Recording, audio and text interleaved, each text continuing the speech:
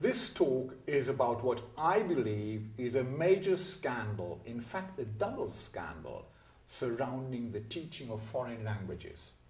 And this is how I'm going to structure my talk. I'll briefly mention the personal evidence I have for what I'm saying. I'll then talk about the all too frequent misuse of the mother tongue, which leads me to the mother tongue taboo and the monolingual principle. This turns out to be a real communication killer. I'll then show how withdrawing or withholding the mother tongue can amount to an outright denial of assistance.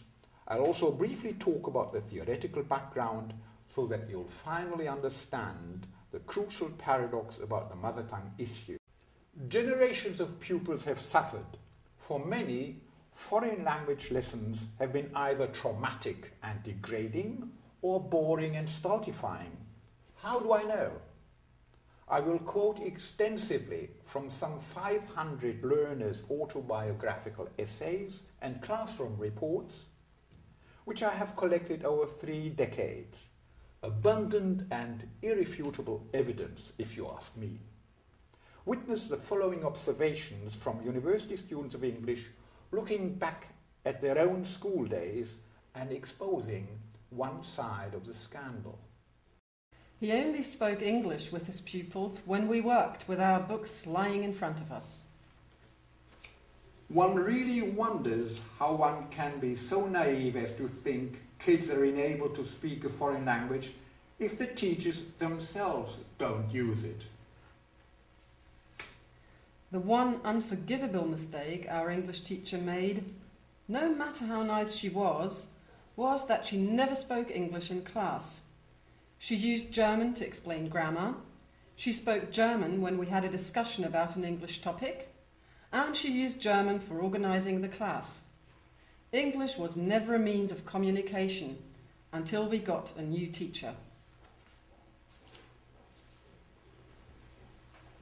In my first 4 years at secondary school, English was never taught as a means of communication because the whole lesson was conducted in German.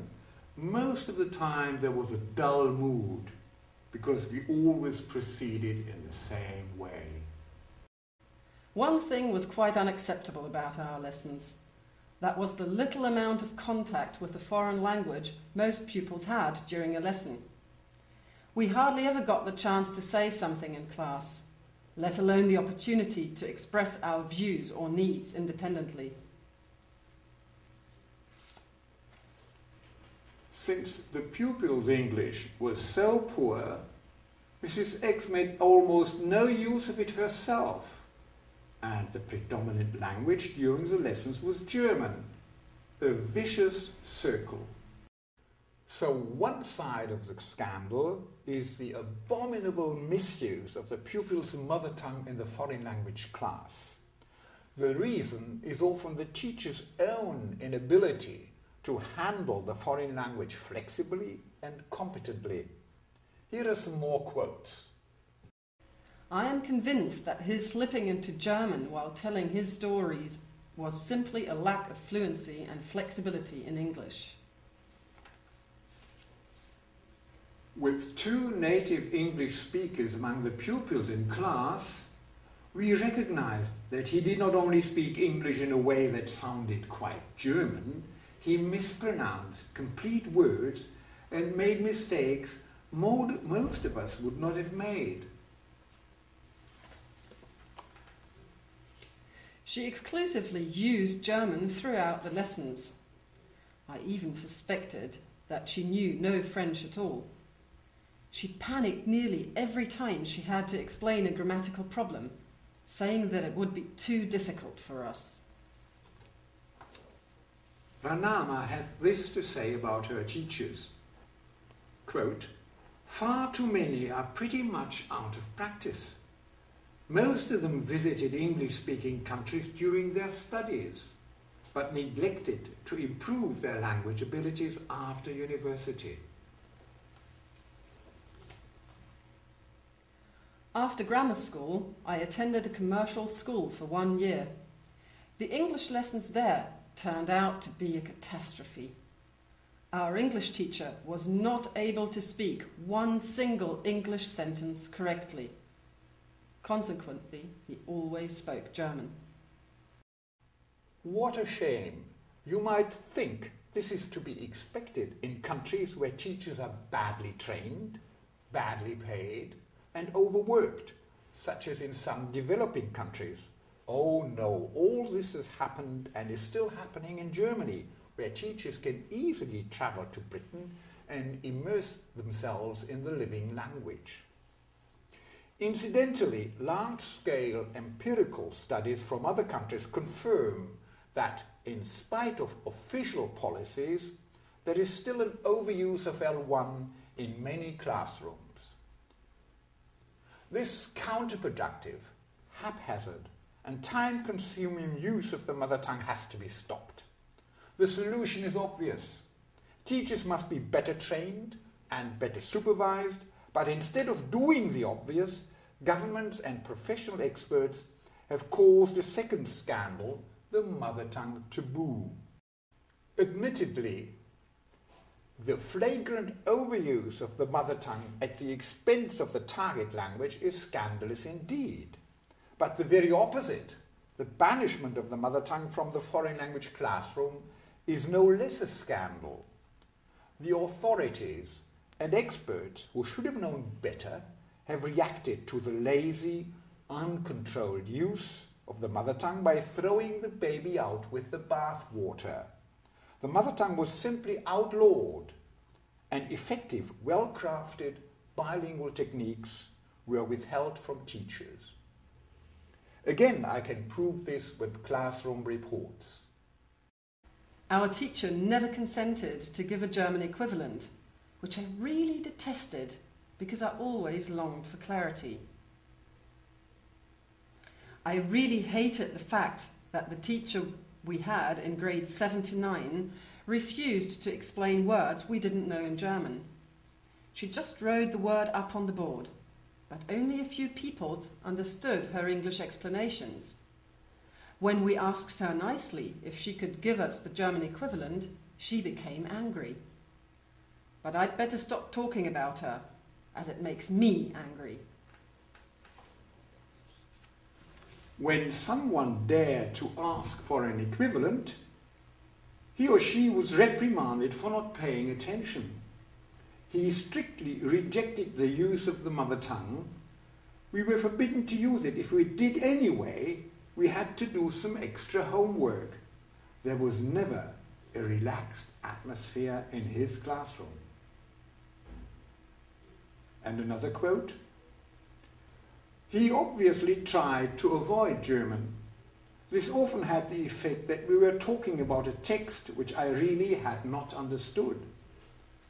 I often felt very insecure and I didn't dare to give an answer because I was afraid of saying complete nonsense that had nothing to do with the text. I often tried to have a secret look at the vocab pages of our book where you could find the German translations. He did not like us to do this because we were supposed to guess the meanings from his English explanations." Our teacher often lost time when he tried to convey the meaning of verbs through mimes and gestures. When introducing to fly, he first tried to draw a flying bird on the board. When the meaning was not yet clear, he stepped onto a chair and jumped off it while moving his arms. It was ridiculous and not a natural way of teaching English, which he thought it was. English was taught in such a strenuous way that both our teacher and we ourselves were often irritated. In some situations, the monolingual philosophy turns out to be a real communication killer. When our teacher gave us homework where we had to write something about ourselves or our family and someone asked for a particular word, she always said we should use the words we knew. After a while, we just invented something, because we knew that she was not at all interested in what we wrote, but just in grammatical correctness. and another quotation. Both in English and in French, we had to express ourselves using the words which we had already learned. But often I felt a real urge to say something which I could only express with a new word that I had consequently looked up in a German-English dictionary. I still remember the negative reaction when I brought these new words into my essays. Well, there is method in this madness, isn't there? Seems like it. And you've got another quotation? And I have got another quotation from an English student who was raised bilingually and brought up in Germany. Quote, "I was not allowed to use any vocabulary the children in my class had not learned, so I did not even say much in class, as I was afraid to use a word I was not allowed to." And this was posted on the internet. Quote, "I had a discussion about using German in the English classroom and said what your article states. I was told off for my perception. I should try to use words the students understand. Well, that was hardly the point." Because of this monolingual mismanagement, many students have felt disoriented, demotivated, alienated and powerless. And quite needlessly so, which makes it so outrageous and scandalous. The simple truth is that the call for real, original, and personal communication and the ban on the mother tongue are conflicting demands. If it weren't for the monolingual philosophy, the teacher would have allowed the pupils to insert a mother tongue expression and would have tried to provide his pupils with a foreign language equivalent so that they can say what they really want to say in the foreign language. Please don't think I'm exaggerating. Apart from my own documents, there are other reliable sources. Let us go back to 1974, which saw the publication by the National Foundation for Educational Research of a final report of a project spanning 10 years. A group of researchers had followed 3 cohorts of primary school children learning French into secondary school, with batteries of tests and questionnaires. This is what students wrote in response to questionnaires. "I have never understood French, and I hate it. I have been doing it for 5 years, and I still don't know a thing. It's a real fog to me. I don't know what the teacher is saying most of the time, because she talks in French. I would like French if I could understand it, but I can't. I know very few French words, although I have been learning for 5 years. You can't always understand what you yourself are saying, and you get all muddled up with your own words." If that isn't sad, we don't know what is. Claire Burstall, the main author of the reports, says that most of these pupils feel that their failure to understand French is due to insufficient explanation being given in English. The students' comments in the questionnaires are extremely revealing. Not enough teachers explain French thoroughly, and the children are afraid to speak and ask. French is harder because the teacher doesn't tell us in English what the word in French means, but does it by actions, and we don't always understand them. If the word means jump, and we don't know she jumps like that, in some cases it isn't an action word, so we speak words in French that we don't understand. Our teacher explains in French, and when he has finished, I still don't understand a word. If you ask the teacher what a word means, she always explains it in French, which is no help at all. Well, failure to afford help is an offence. An inconsiderate method has been foisted upon teachers and learners alike. How can pupils learn when they bitterly resent the way they are being taught? What this kind of teaching has achieved amounts to terminal discouragement. Now, 25 years later, the problem is still the same. Here are the results of a poll of some 1,300 Year 9 pupils across 4 English secondary schools. And I quote from the Times Educational Supplement. One of the biggest frustrations for underperforming boys was not understanding the point of a lesson and what the teacher was trying to get them to do. This was particularly so when the lesson was solely or mainly conducted in the foreign language. When a lesson is all in the target language, those underperforming hadn't a clue what was going on.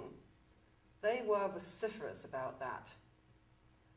The feeling of being lost in language lessons was so clear. It's sad, really. It should be shouted from the rooftops.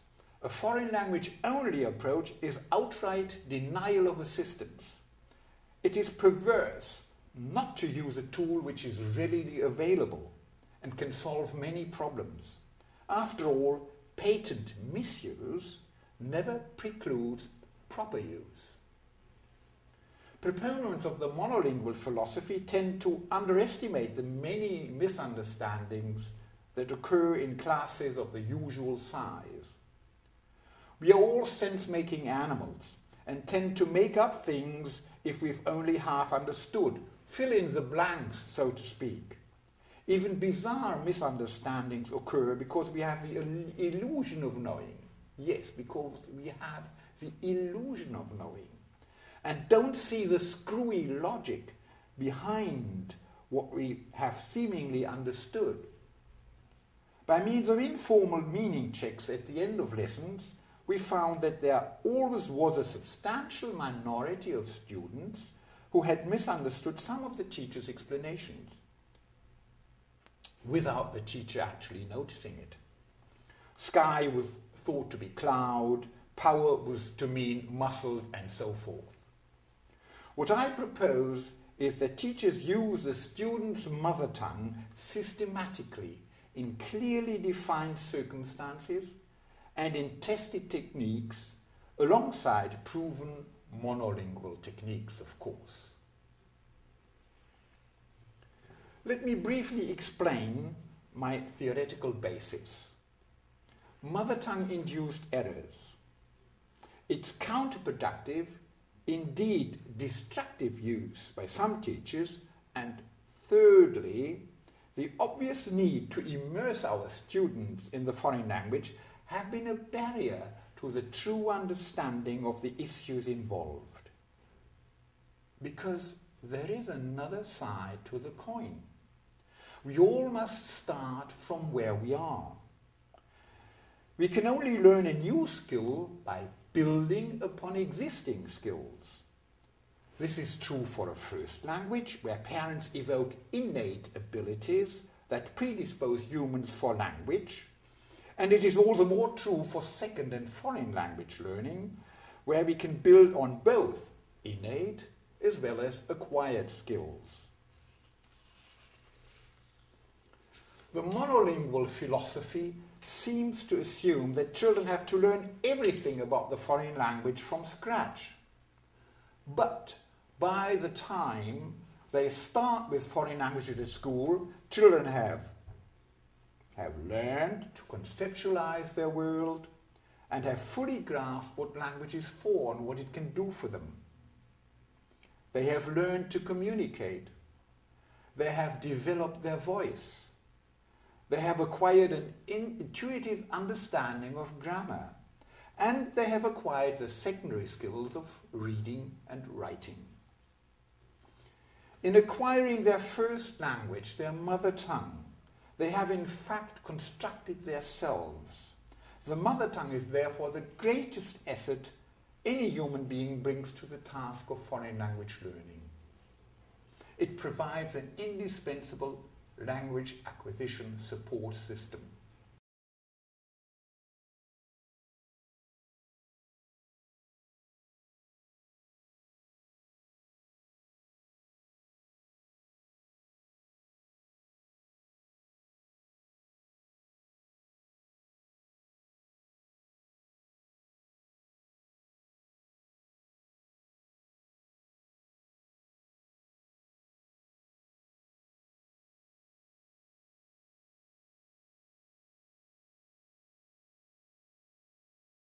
Teachers often complain that their pupils have no grammar, but central categories like verbs, nouns, adjectives, etc. are only profound mysteries to the pupils in the sense that they cannot use the words or cannot use words to define them adequately. Given a few mother tongue examples, perhaps a phrase with a slot for adjectives, they will correctly fill the slot with many more adjectives. Grammatical categories live in the minds of school children. They know them in a functional can-do way, even if they cannot define them properly. And this knowledge, slowly acquired over our formative years, makes the mother tongue the magic key to foreign grammars. Regardless of whether the grammars share the same surface structures or not, because they do share an underlying common logic, which we have assimilated through our first language, if they vary in the details of their expressive mechanisms or not. Let me give you just one example. School children, unlike infants, can handle pronouns like I, me, my, you, your, which are difficult because they shift their meanings according to who speaks. At an early stage, infants may say you, but what they really mean is I or me, and vice versa. These difficulties and many other grammatical intricacies have long been mastered by the time they come to school. The mother tongue has paved the way. A basic knowledge of the world and basic grammatical concepts are the base camp from which we set out to conquer new language territories. It has taken children years to obtain these competencies, which make instruction possible in the first place, be it maths, geography, or another language. It makes excellent biological sense for a new language to piggyback on or plug into this open channel of communication. Monolingual orthodoxy ignores the very foundation on which foreign language learning is built. Pedagogic research has shown that successful learners capitalize on the vast amount of linguistic skills and world knowledge they have accumulated via the mother tongue, whether the teacher skillfully supports these processes or not. Brain research says that learners must make this critically important connection until the foreign language has established an ever more powerful and complex network for itself. Now, our job is to assist them in this task instead of ignoring, bypassing, or suppressing what goes on in the pupils' minds. I want you to understand the apparent paradox that by using the mother tongue skillfully, we can open up space for the communicative use of the foreign language, provide the necessary language bath for our students, and eventually conduct whole lessons in the foreign language only. Take the sandwich technique, for instance, and look it up in Wikipedia. Believe me, there are many more effective bilingual techniques.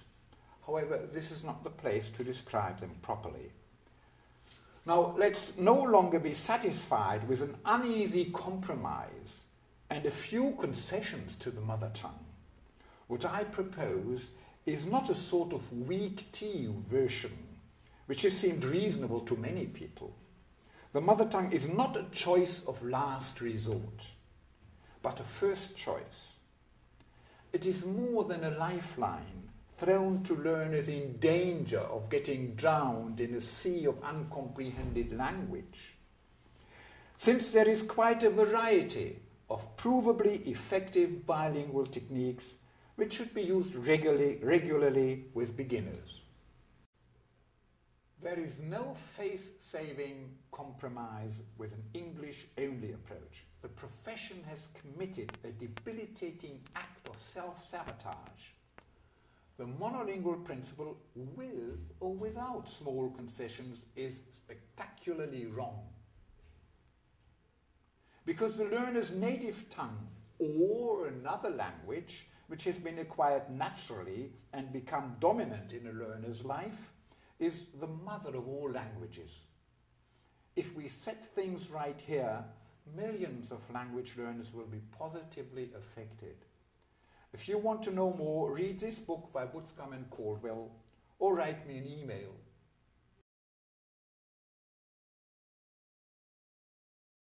Only the other day, I received an email from an American teacher.